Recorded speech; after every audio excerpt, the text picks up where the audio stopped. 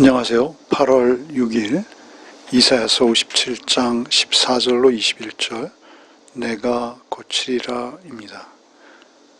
하나님께서는 여전히 돌이키지 못하는 이스라엘을 향해서 책망해 오셨습니다. 그러나 그들의 무능과 한계 또한 아십니다. 그래서 이제 징계를 멈추시고 그들을 치유하시기 위해 찾아오실 것을 선언하십니다. 찾아오시는 하나님을 통회와 겸손으로 맞아들이는 부류, 또 반대로 끝까지 거부하는 두 부류를 언급하십니다. 먼저 14절은 백성들을 돌이키시되 그들의 길에 장애물을 제거하라 하십니다. 14절 말씀 읽겠습니다. 그가 말하기를 도두고 길을 수축하여 내 백성의 길에서 거치는 것을 제하여 버리라 하리라. 말씀하시는 분은 하나님이시죠. 말씀하시기를 그들이 하나님께로 돌아올 때 그 길이 평탄하도록 흙을 치워 길을 도둠으로 평탄케 하라 하고 하시는 것이죠. 걸려 넘어질 수 있는 돌들이 있다면 치워버리라 하십니다. 이것은 물리적으로 길을 잘 닦으라는 그런 말씀이지만 이것은 그 의미상 그들의 마음과 영이 돌이키려 할 때 그들에게 방해가 될 수 있는 것들을 제거하라고 말씀하신 것입니다. 여기 길은 여호와께 돌이키는 백성이 하나님께로 나아갈 때 그의 내적이며 영적인 새로움을 얻는 그러한 길을 말씀하시는 것입니다. 특별히 여기 거치는 것은 하나님의 심판을 부를 수 있는 우상숭배와 같은 죄악들을 의미합니다. 그 길로 돌이킬 때 이러한 거치는 것들이 없도록 제거하라고 말씀하시는 것이죠. 하나님께서 이 말씀을 하셨다면 이 말씀을 받들어서 그것을 길을 도두고 그 장애물들을 제거하는 일을 수행해야 될 자들은 누구일까요? 1차적으로는 백성들의 지도자들입니다.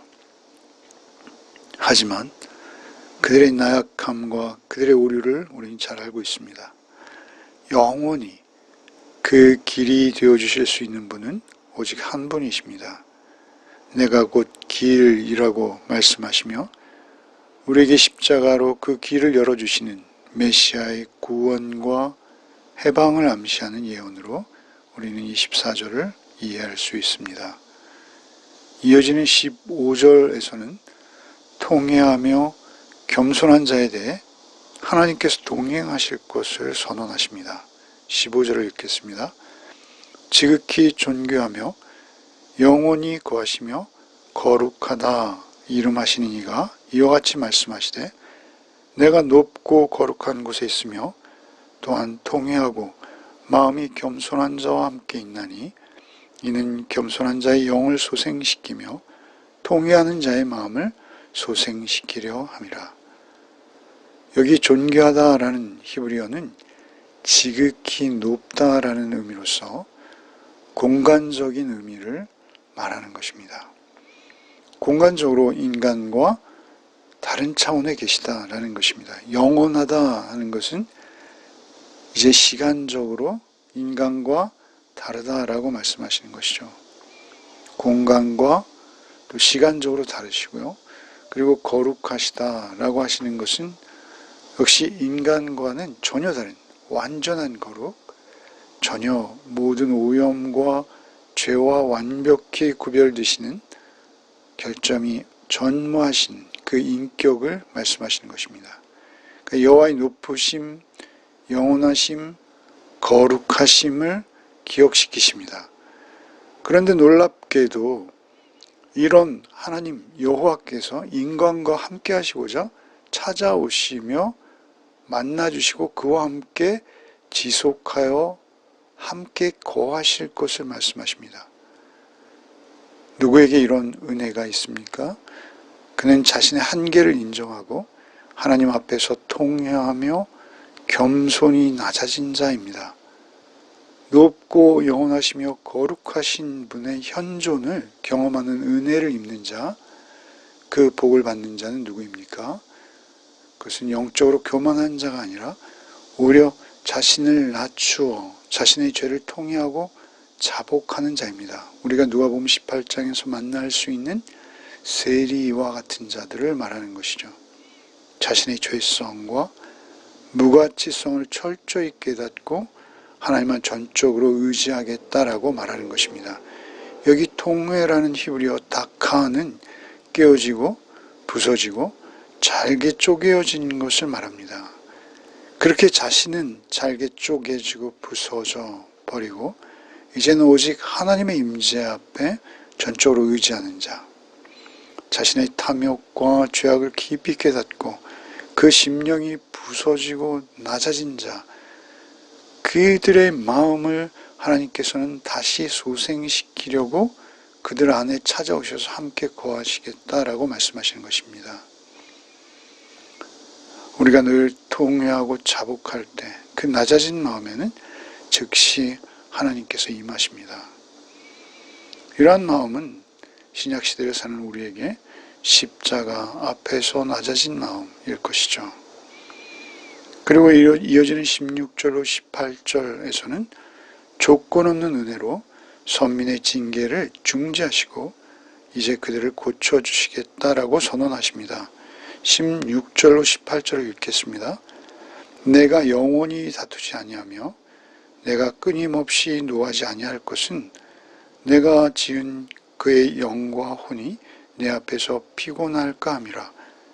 그의 탐심의 죄악으로 말미암아 내가 노하여 그를 쳤으며 또 내 얼굴을 가리고 노하였으나 그가 아직도 패역하여 자기 마음의 길로 걸어가도다. 내가 그의 길을 보았은즉 그를 고쳐줄 것이라.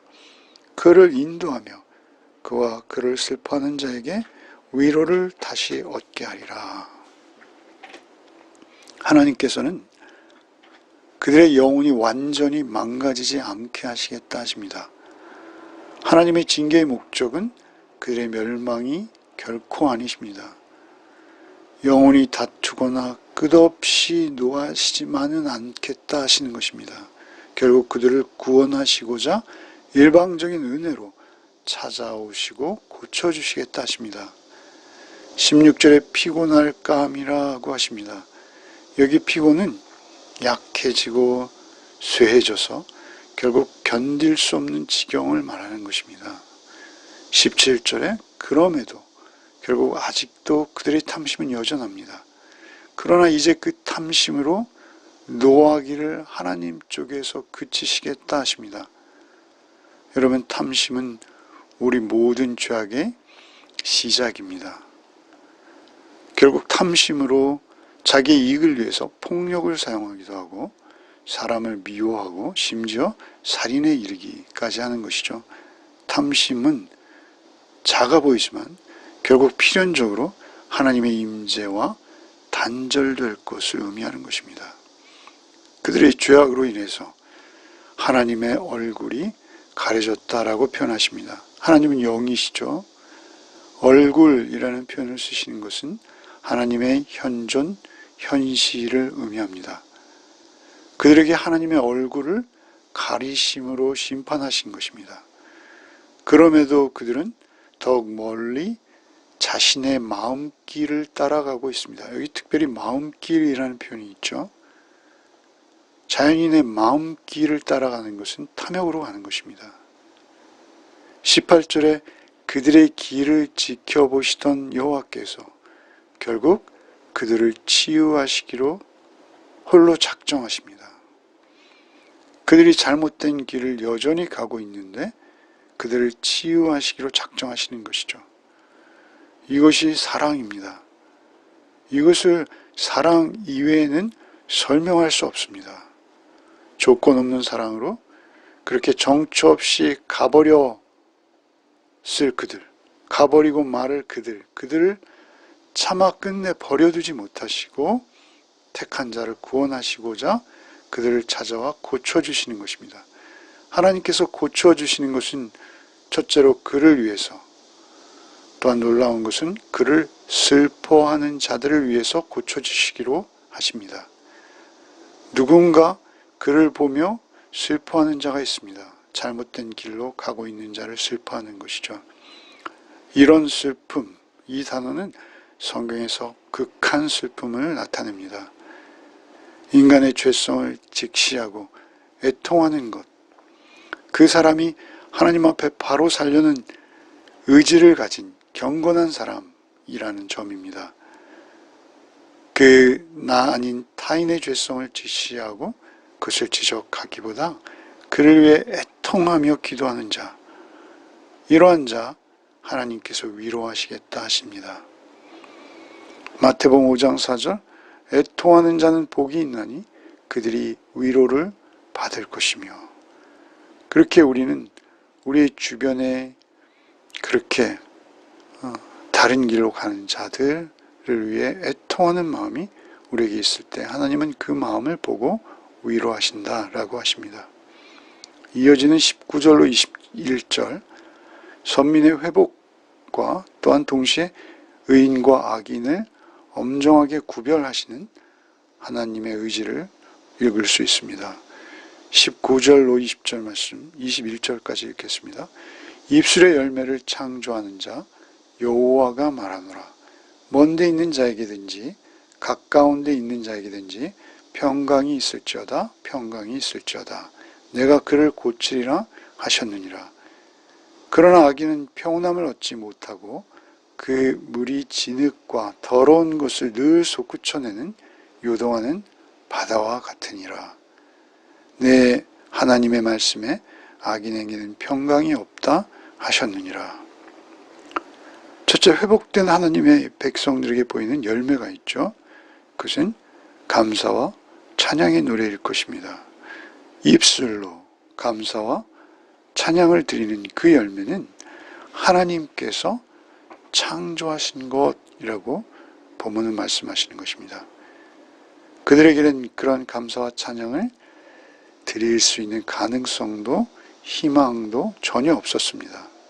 그러나 하나님께서 일방적으로 찾아오셔서 고쳐주시고 구원을 얻는 성도들, 그들은 감사와 찬양을 하나님께 드리게 되는 것이죠. 하나님에 의해 값없이 고침받은 자에게 역시 평강이 임합니다. 평강으로 돌이킨 자, 그는 최고의 축복을 얻은 자이죠.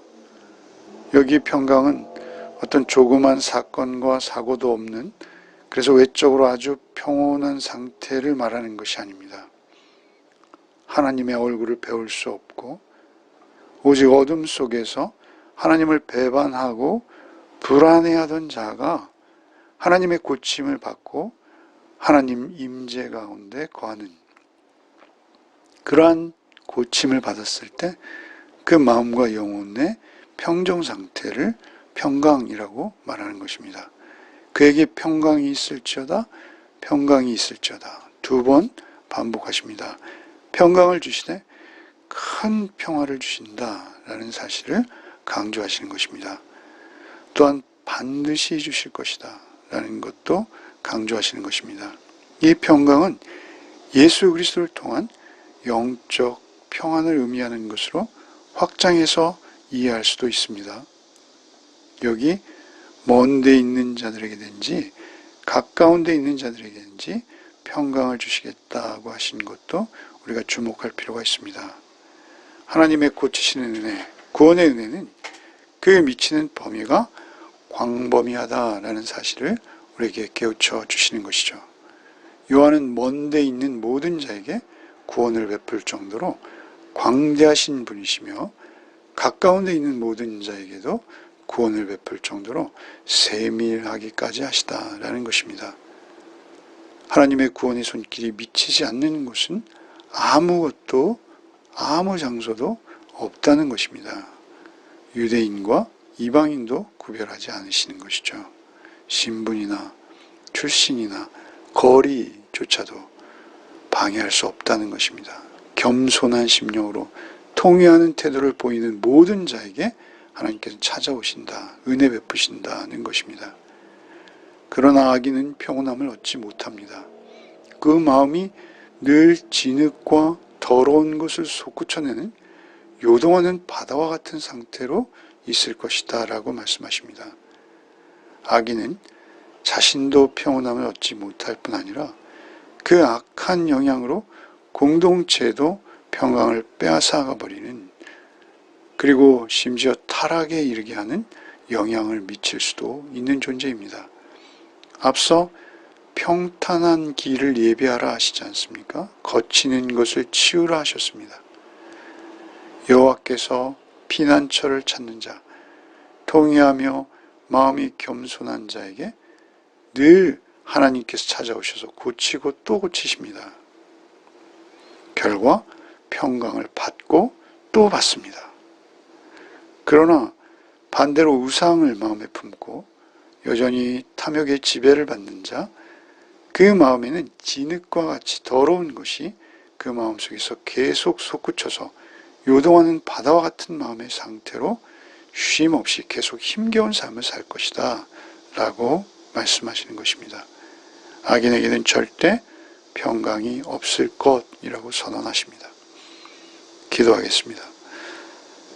주님께서 무조건적인 은혜로 아무 조건 없이 나를 찾아오셔서 구원하신 그 은혜를 오늘도 잊지 않게 하여 주옵소서. 오직 우리에게 은혜로 허락하신 또 하루를 오직 그 은혜 안에서 감당하며 살게 하여 주옵소서. 바벨론에서 살되 바벨론을 쫓는 자가 되지 않게 하여 주옵소서. 오직 주 안에서 평강을 누리는 자로 주의 임재 가운데 온전한 하루를 살게 하여 주옵소서. 겸손의 왕이 되신 구주 예수 그리스도의 이름 받들어 기도하옵나이다. 아멘.